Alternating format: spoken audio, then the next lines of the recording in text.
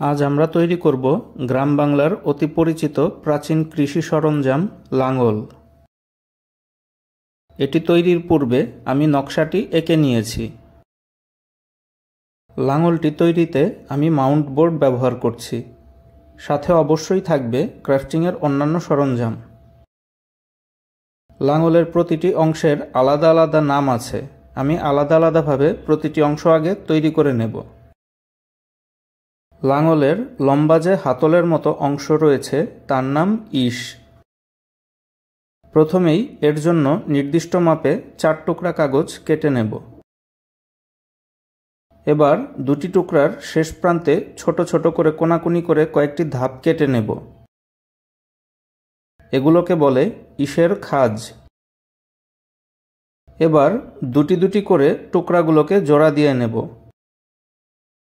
ইসের মূল কাঠামো তৈরি। এবার লাঙলের বাকি অংশ এঁকে নেব। এঁকে নিয়েছি।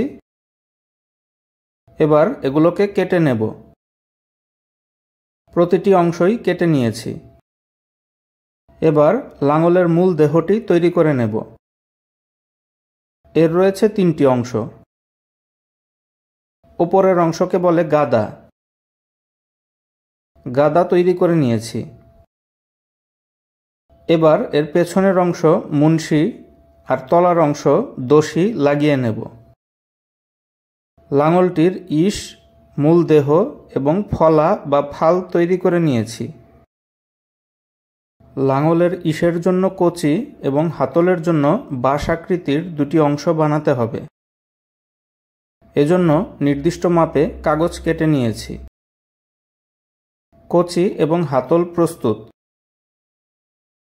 এবার হাতলটি মূল দেহের সাথে সেট করতে অর্ধেক পরিমাণ এভাবে কেটে নেব। ফলাটি এখানে লাগিয়ে নিতে হবে। তার আগে ইসের এই প্রান্তে এই দাগ দেয়া অংশ কেটে নেব। লাঙলের প্রতিটি অংশই তৈরি। এবার এগুলোকে যথাস্থানে লাগিয়ে নিতে হবে। হাতল এবং ফলাটি দেহের সাথে লাগিয়ে নিয়েছি। এবার ইসটি মূল দেহের সাথে লাগিয়ে নেব। লাগানো হয়ে গেছে। এবার ইসের সাথে কচি লাগিয়ে নেব। লাগিয়ে নিয়েছি। এবার হাতল ও দেহটির মাঝে এরকম ছোট একটি টুকরা লাগিয়ে নেব। এর নাম খিল। সবশেষে একই কাগজ হাতলের শেষ প্রান্তে লাগিয়ে নেব। এর নাম মুঠা বা মুঠি। এই অংশটি ধরে লাঙলটি চালানো হয়। আমাদের লাঙলটি সম্পূর্ণ প্রস্তুত। ভিডিওটি সম্পূর্ণ দেখার জন্য সবাইকে ধন্যবাদ।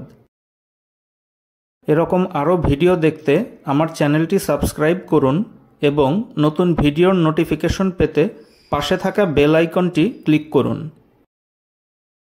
ভিডিওটি ভালো লাগলে লাইক, কমেন্ট ও শেয়ার করুন।